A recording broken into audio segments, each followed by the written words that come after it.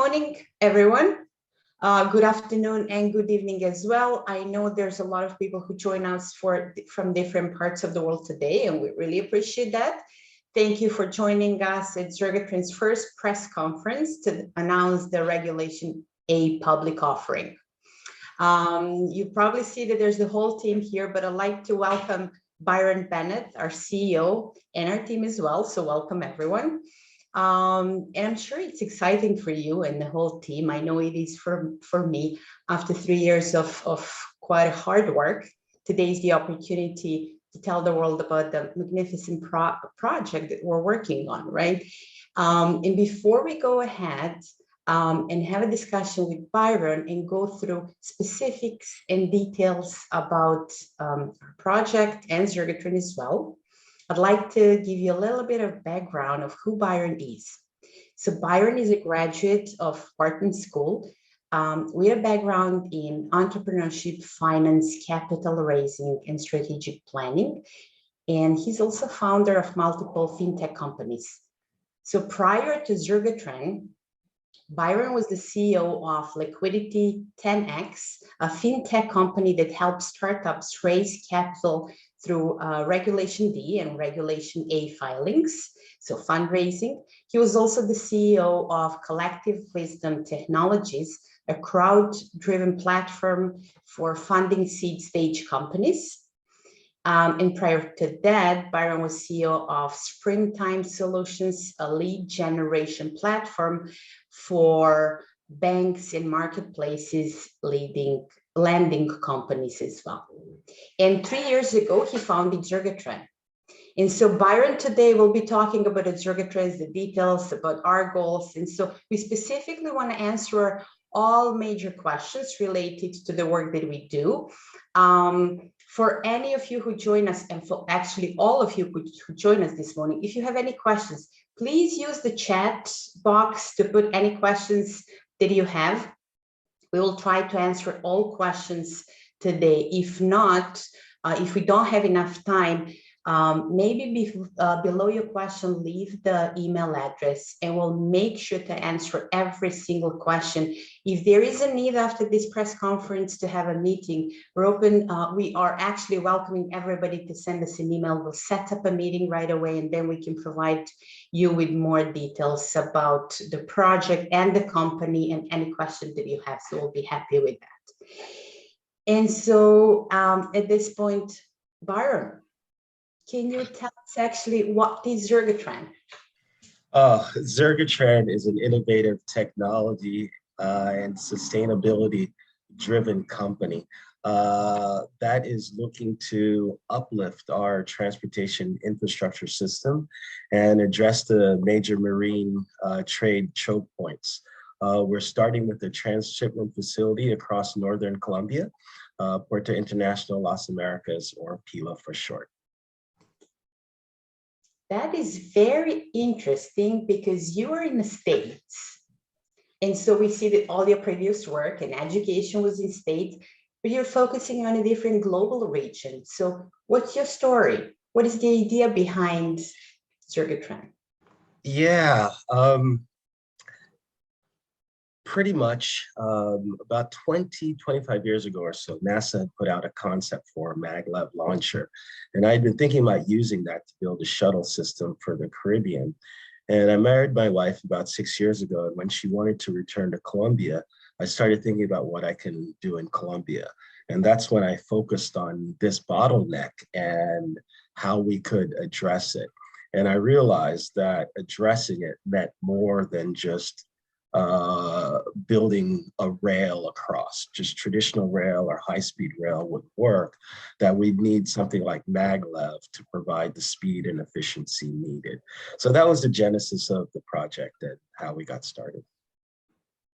And that's actually, and we talked about that, really the idea that you came up with a couple of years ago. And today the whole world is turning around that idea. We know the discussions at the COP27 that just happened, you know, there's a lot of decisions that have been made. And so people are talking about a problem that is happening globally. So the shipping problem, the supply chain, but sustainability as well, and how that impacts the climate change.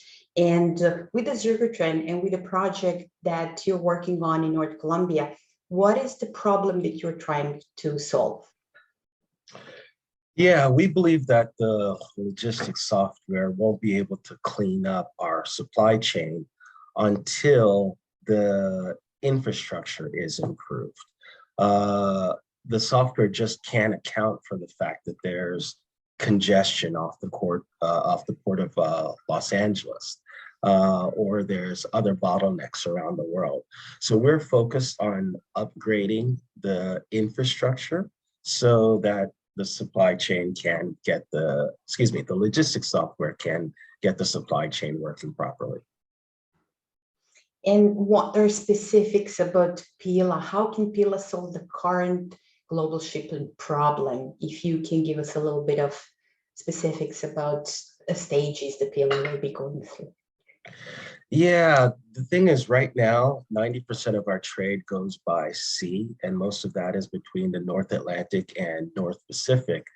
5% used to be able to go across the Panama Canal, but now that's down to 3%. And that's no issues with the canal at all. The canal is amazing. However, it can only handle about 50 ships per day. So as volume goes up, the percentage that the canal can handle is going down. So whatever we can do to alleviate this pressure and allow more ships to cross directly, or more goods and trade to cross more directly between the North Atlantic and North Pacific would be amazing, would be beneficial. The more that crosses, the more efficient the system will be. Things will get where it needs to be faster. There'll be less spoilage, less loss at sea, etc.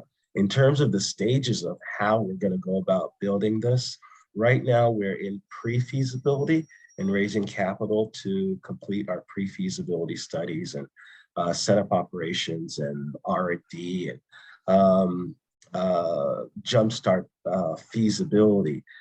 Then after pre-feasibility is completed, we'll apply to be in the national budget of Colombia so that we can qualify to sell government-backed bonds to raise the capital for feasibility and construction. So we're looking about 12 months for pre-feasibility, another 12 to 18 for feasibility, and another 6 years or so for construction. So there's actually the whole project is emerged with the community in Colombia, working with different organizations, support from the government. I know that there's a meeting that is coming up really this afternoon with the government, the Chamber of Commerce and the Economic Development over there. So the question is probably going to come up. Is there an office in Colombia? Any plans? How are we physically going to be having our teams over there? And what's your plan going forward?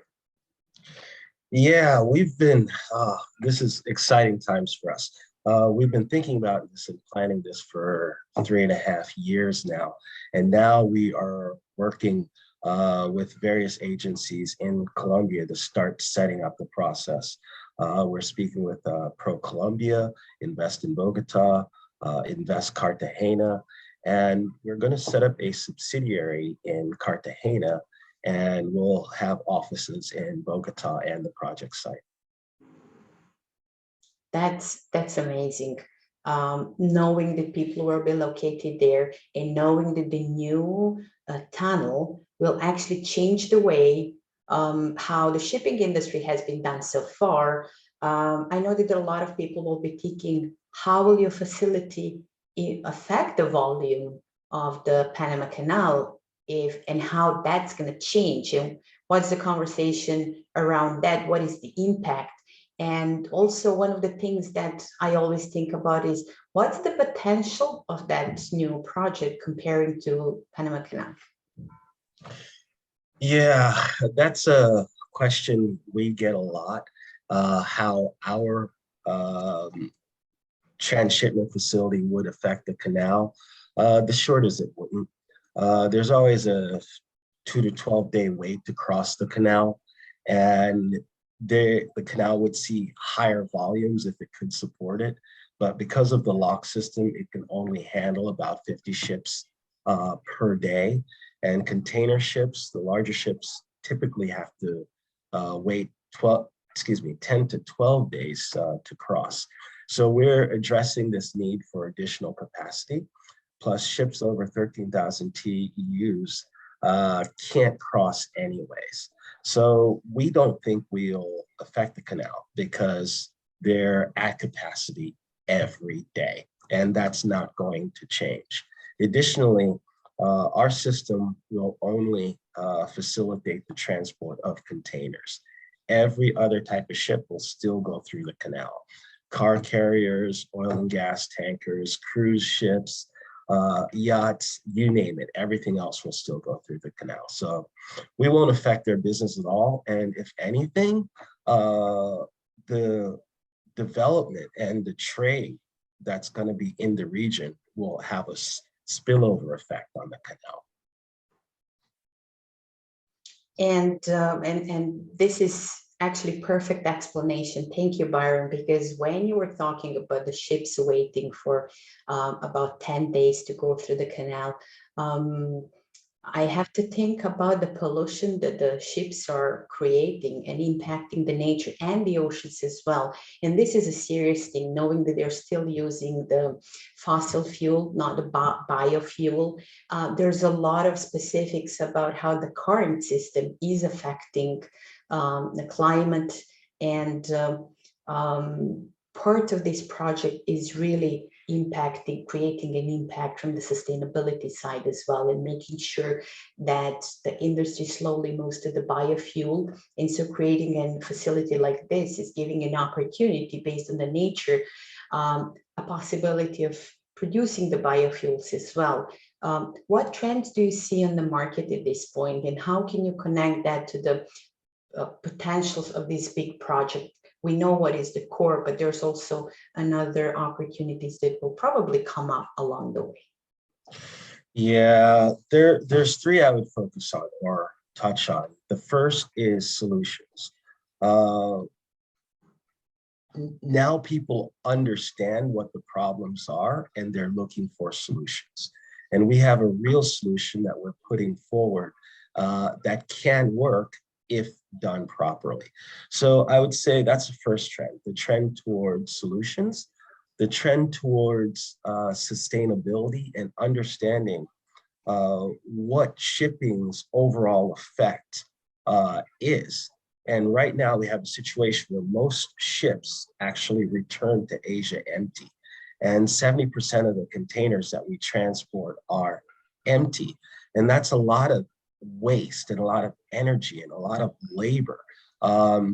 Now, if we can stop those ships, for example, on our Pacific side and let them return back to Asia, well, they're cutting off a large portion of their current route, but they're also now taking goods from South America back to Asia. So we're going to be reducing the number of containers that are transported empty as well. So those are the things that I see: solutions, sustainability, and reducing, just reducing an absurd situation where we're just transporting hot air. Exactly, the impact that has been produced by the industry for so many years. And, you know, I know we talked about this, what is the important information to share with the people so they actually know what the Zergratran is about. But I'm thinking at this point, maybe you should explain actually how that's going to work. You know how we talked so many times, we actually went into details when the ship arrives, and then, you know, maybe that's something that actually you can explain. So I'm not sure if the call is aware of the process, right? What PILA will do. Gotcha. Yeah. Let me start actually with just sharing my screen. We can see it, yeah. Okay, you can see? Okay, perfect. So basically, this video will give you an idea of what we're building and how the system is going to work.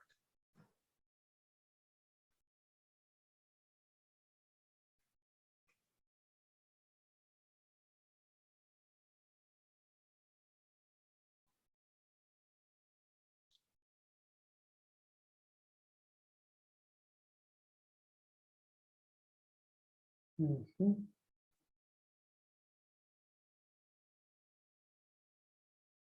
And this is north of Colombia, place where the town will be built, right?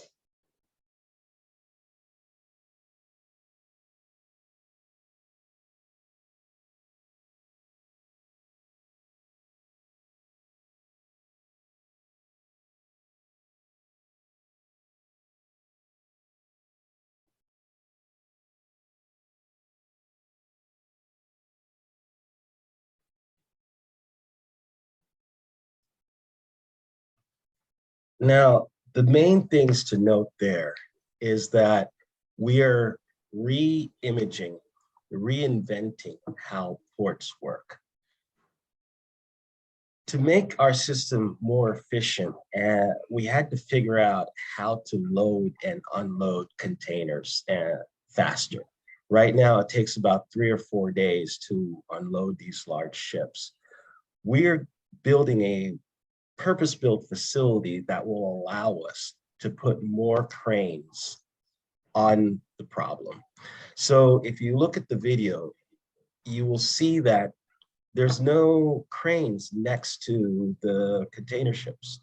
There's no trucks. All of our cranes are above the ships.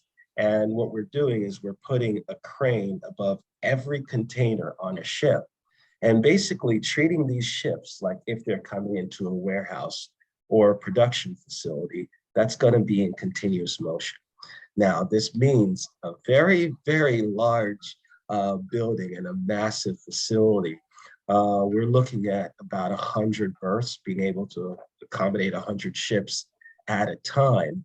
And the way we've laid out our facility, we will not just be able to transfer cargo across to the other side, but we'll be able to transfer containers between ships as well.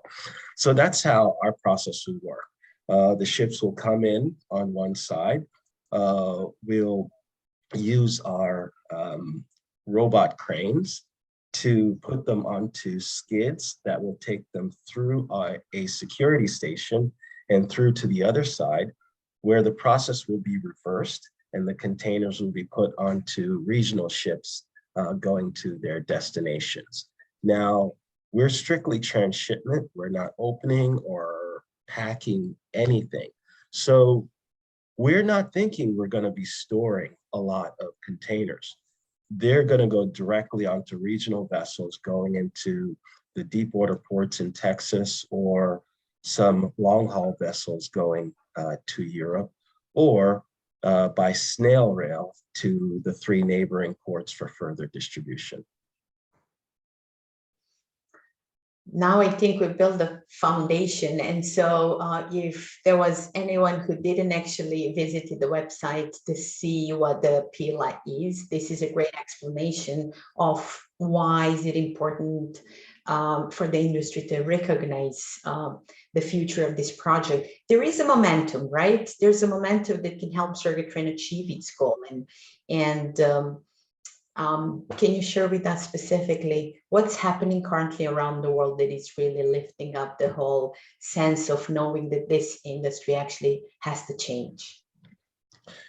Yeah, the trends right now are towards addressing the bottlenecks so that the overall system can operate more efficiently, and towards sustainability and creating sustainable models that can be replicated throughout the world. So right now, we're also seeing things like the Green Shipping Challenge, which is just recognition from everyone in the world that we need to do something about the effects that this industry is having on the planet. So those are the major trends that I see right now.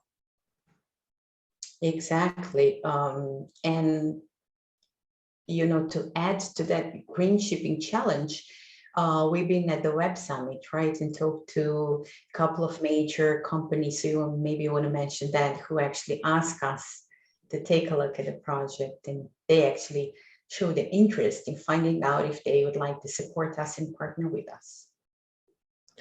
Yeah, it's been an amazing reception.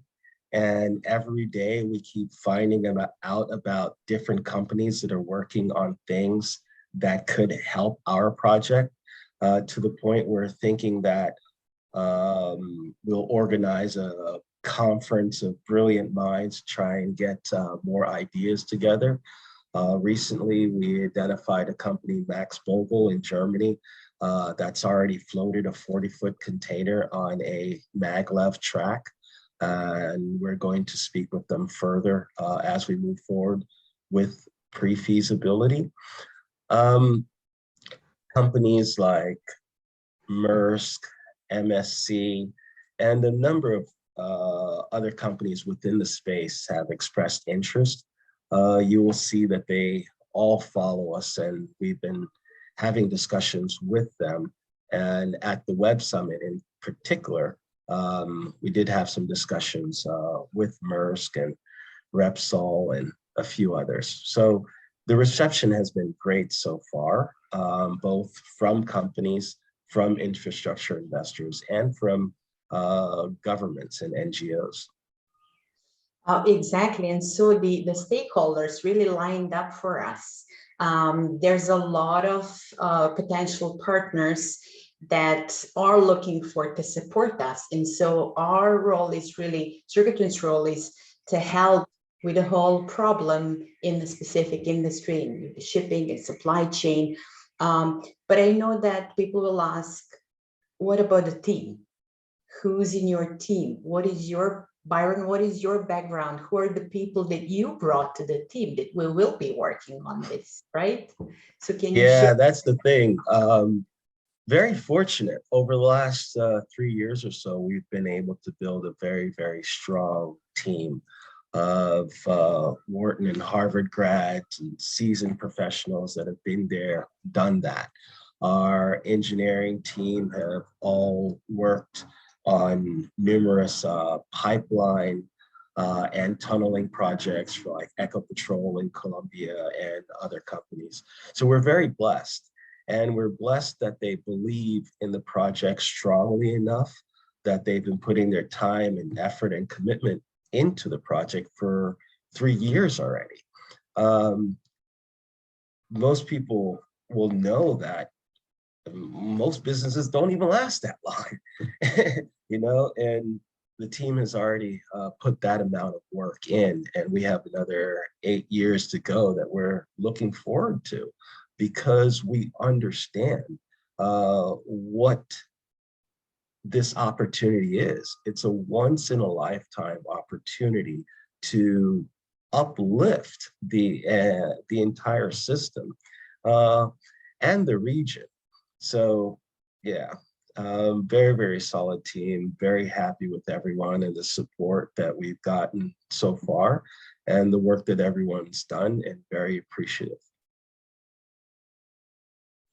Exactly. I also want to add that the administration is in the States at this point, and our engineers are in Colombia. And we do have a very strong team with engineers, and then in States as well. And so it's amazing to see how people came together to build this up. And obviously, we are constantly looking for collaboration and partnership. We believe that there's nothing in the world that has been done without collaboration and collaborative work. So, and I also want to say, I know we talked about this as well, how appreciative we are to governments who are supporting us and organizations from the industry that realize from the beginning how important this work is, and they're offering us support and really a hand to make sure that whatever we had as an idea is implemented in a way that really advances the current shipping system. So that's really, really important. When we look back at the team and the stakeholders as well, we talked about that, but then we also want to mention the sustainability. Zergratran has been part of the ESG Summit and the Great Awards in Singapore. And I'm not going to talk about that. Let's see. Yeah, we were very fortunate to be recognized for our work promoting a sustainable development model and just creating a model that others can use going forward. And we look forward to working with all of our partners to achieve that promise. The first thing we had to do was petition the government of Colombia to move forward. And they're in full support of this project. You will also see that we're in the EU Tech Chamber. After the Ever Given got stuck in the Suez Canal, we were asked to join the Tech Chamber. And we've been receiving widespread support from a lot of NGOs and a lot of government organizations. And I think I mentioned that right now, we're working with a number in Colombia to set up our subsidiary and operations. Yeah, so we're looking forward to working with all of our partners and stakeholders to achieve the promise of SDG number 9. Yeah, exactly. And so there's a lot of partners, there's a lot of supporters, and one is probably going to ask you, what about your competition? Is there a competition from the work for the work that you do? Yeah, that's the thing. We're doing something completely new. So our biggest competition is the status quo. I'm glad to see that there are world governments like the US and UK and members of the EU and Singapore and maritime corporations all part of the Green Shipping Challenge. And we're at the core of that. And it's kind of funny because the language of their challenge, we think, reminds us a lot of our language.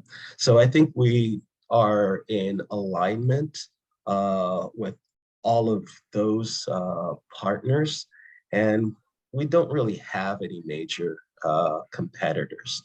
And as I mentioned before, I don't think we're competitive with the canal at all, or that will affect their business. Exactly. And so when we look at you said that there's a lot of similar language that has been used so far, specifically the COP27, compared to what we have been using for some time. When we came up with, how do we verbalize so people understand what we are working on? Because, every time when you come up with something new that people haven't done before, you have to find a way how to verbalize and define that. And we really understood that this is a first world's shipping green tunnel that will make a big impact in making sure that it protects the environment. It gives an opportunity to communities in the area. I truly believe once the project gets implemented, and I know what you think about that, so I'll let you share that. The North Colombian area where the tunnel is going to be, how we will be affecting the economic growth and social growth as well, and creating new jobs, the value that the project brings to the area on a long term. We're talking about 20 plus years, right? Yeah, that's the thing. It's easy to focus on the first part, which is just more efficient transfer between the two oceans, or the second part, filling the ships, returning to Asia. But the largest part is the impact that we're going to have on this region. Literally, it's a very troubled region with little infrastructure, little jobs, little support. We're going to be providing everything: road, water, telecom, jobs. We're going to distribute some of our excavations to the community. We've already offered some of them to the city of Cartagena for their roads and sidewalks. But this is the thing. The Panama Canal, as amazing as it is, has no rail and road access to South America. So we see an economic zone building around this facility larger than Panama City. Because of that rail and road access, and with manufacturing returning home, anything that's manufactured or produced or distributed from that region can go east or west easily. Exactly. So we're very excited about the contributions that we're going to have to the region and to the country. Easily see the project doubling the GDP of Colombia, because the goods will flow up through Colombia to the tunnel, then east or west from there. And we're also going to set up several foundations, one in Cartagena and one in the area where the project is going to be. And this is really amazing, because from so many standpoints, when we look at the project, it's really valuable, and it will make a huge impact in the community, not just the industry, and advance the livelihood of people who are living now, and maybe, who will be living in that region. We know that when there's a new infrastructure project, usually people move to live closer because of jobs and creating the new communities. So there's really going to be a very large impact on there. While we talk about that region, Harry has a question. He said, you said that you were not competitive with the canal. I think you meant that we're not competing with the canal.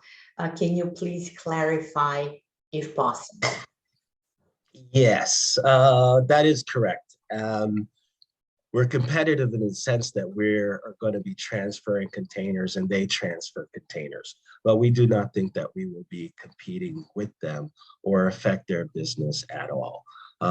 In fact, we think that as the region builds up, they will get more business. And you have to keep in mind that these large container ships tie up the canal.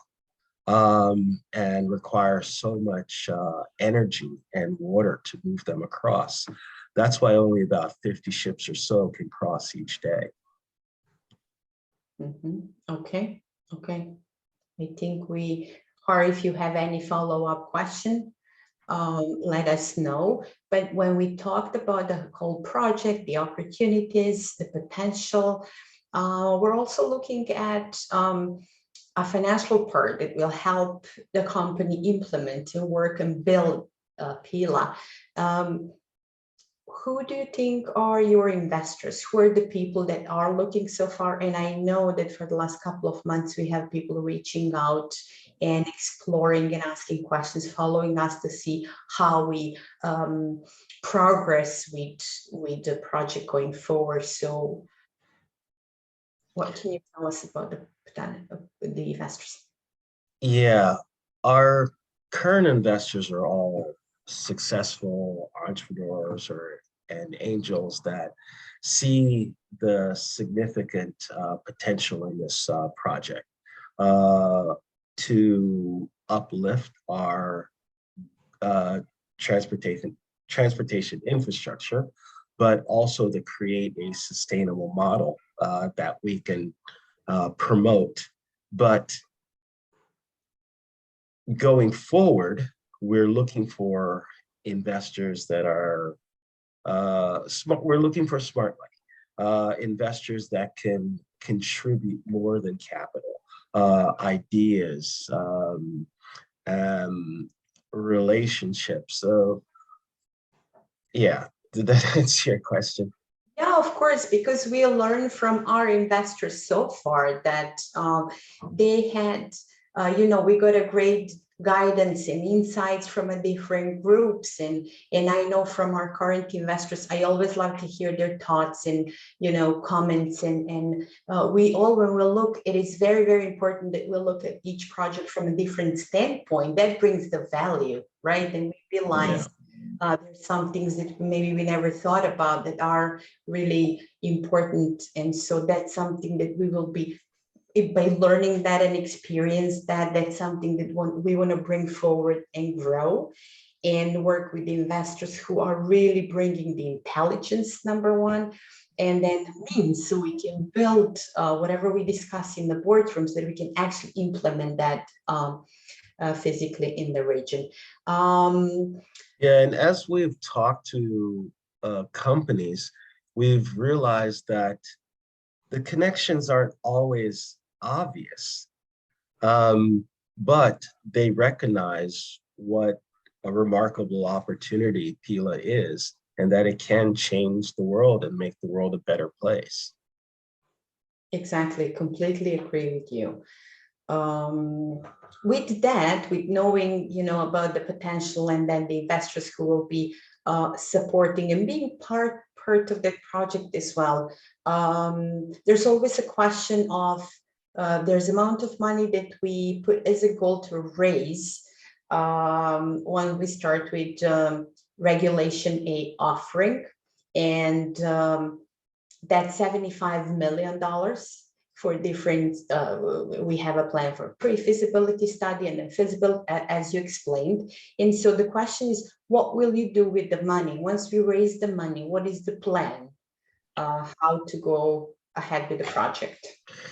Yeah, these funds will be used to set up operations here and in Colombia, complete our pre-feasibility studies, jumpstart R&D, make a deposit on our tunnel boring machines, and just jumpstart feasibility as well. Subsequently, we will apply to be in the national budget of Colombia so that we can sell government-backed bonds to raise the capital that we need for feasibility and construction, which at the time we're estimating at about $15 billion. But this is the thing, and this is like the odd thing. That round is probably going to be easier to raise than this round has been, because at that point we'll have all the I's dotted and T's crossed. We'll have pre-feasibility completed. We'll have government backing. We'll be able to sell debt. And all of the investors that we would need for that round are already following the company. If you look at the list, it includes like the chief investment officers for the World Bank, the IMF, Development Finance Corporation, most of the major infrastructure investors, all of the major shipping companies, and just a lot of billionaires. We now understand that government-backed infrastructure projects is a great place to store a lot of money. Exactly, that's right. And so we know that there's people who are coming from the industry, they fully understand the potential and the value and the return on investment, and those who are investing to diverse their sustainability portfolio as well, they know how huge change it will make when we start rerouting the shipping containers through the tunnel instead of letting them wait for days and days on the ships idling in the sea. But there's also a group of investors who don't know a lot about industry. And so obviously, if we don't know a lot about the problem, we want to understand the solution. Why would somebody invest in Zergratran to support and create PILA? Well, it goes back to my original point, right? Right now, everything's a mess. We're seeing a lot of port congestion, and we're seeing the effects on inflation and on the supply chain. And unfortunately, that's not going to improve until we improve the transportation infrastructure. So we think that it's a tremendous opportunity to get in on the ground floor of rebuilding our transportation infrastructure and to take advantage of a once in a lifetime opportunity that can be potentially very lucrative. We're talking a project that's a facility that's going to generate billions of dollars in revenue every year. Exactly, I agree with you. There's different parts, highly valuable, that PILA will be producing in the years to come, including the impact and, you know, taking the advantage of really the biggest problems that are happening worldwide at this point. What do you think? What is the future potential of this investment looking in the 10 to 15 years? I know this is going to take, it will be even more valuable in the years to come, but let's say at least 10 to 15 years from now on, because we talked about this. This is not a one-time pop-up startup that will be here and can overnight disappear. When you build a tunnel, it stays there. You can't take it with you anywhere. It can only produce more value, right? So What are you trying to say? We're not going to go the way of FXX or whatever that was. Yeah, it's very important really to talk about the value of infrastructure once you build it, that it's there for years to stay, and the opportunity, how the potential will be creating different opportunities in that part of the world. Absolutely. Infrastructure is critical. If you can go all the way back to the Romans dominated because of their road system. They built the best roads, which allowed them to move their troops and goods very efficiently. And it's the same thing now. America was great when it had the best infrastructure system, but that infrastructure system, for example, has been allowed to degrade as volume has built. It hasn't kept up. So it needs to be upgraded. And that's just a tremendous opportunity, not just in the US, but around the world. Exactly. Well, this is all great. Can you then share with us how can I'm interested to invest in Zergratran, which we all did, right? For so many years, and will as well. But for people interested, how can we invest in Zergratran? What is the best way? The best way is to visit our website and go on to the invest page. Right now, that page is password protected. And the password is Arsenal1*1 with a capital A. And that password will come off later on today once the SEC tells us that we can go ahead and take it off. But that's something that will happen today. So when you get to the Invest Now page, you'll be able to click on a button that'll take you into the registration process that is managed by our transfer agent, CoreConnex. So you do your AML, KYC, and then you register to purchase your shares through that. If you have any issues, you're welcome to contact us, but that's how you would invest. The minimum is 500 and there's no maximum. Okay. I think we covered all our questions. Well, actually, how can interested investors contact the company? What is the best way? Either through our website or contact us directly by sending us an email at info@zergratran.com. We're always available on LinkedIn as well. And if you have any specific questions that we haven't answered, you can put them in the chat box with your email and we can get back to you that way as well. Okay, you know what? I'm also going to put my email address here just in case anyone from who's in the group today, if you have any questions, and then I can forward that to Byron as well, and then we can connect with you. Or if you would like to book a meeting and then go through details maybe of some parts of Zergratran, we'll be happy to do that. Is there anything else you would like to add? No, just a request to help us put forward this solution because we think it's necessary, that it will improve the entire system and will benefit everyone. Getting goods faster, being able to avoid things like food spoiling in containers off the port of Los Angeles because they can't get off of those ships with any sort of priority. So that's just it. Please help us move forward this solution. Exactly, and I'd like to say we don't know if we hope there's media people and press people with us today. I just want to tell you that this team has been working really hard, as the other startups as well.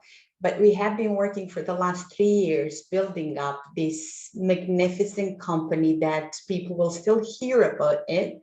And so if you think that, if you recognize the value and the opportunity, please share with your network, because we would really like people to hear about the work that we do. We would like to hear from the people that would love to, you know, join us and work with us and support us in many different ways and really hear about the specifics and potential of the work. So in any way, we'd like to thank you for joining us today. We'd like to thank you for giving us an opportunity to share with you what we've done so far. And we'd like to stay in contact with you so you can really hear from us of how PILA is progressing, where we are, at which point. We would love to share with you once it's done, the pre-feasibility study. And so stay connected with us, and also reach out if there's anything that you're interested at, so we can share more details and then have a chat with you. But at this point, thank you all so much for joining us at this press conference, and we are looking forward to connecting with you soon. I'd also like to thank our team for being here with us today. Awesome, thank you. And I ditto that. You guys are amazing, and I love working with you. And I look forward to working with you more to complete this project. Thank you so much, everyone. Enjoy your day. Cheers, bye-bye. Bye.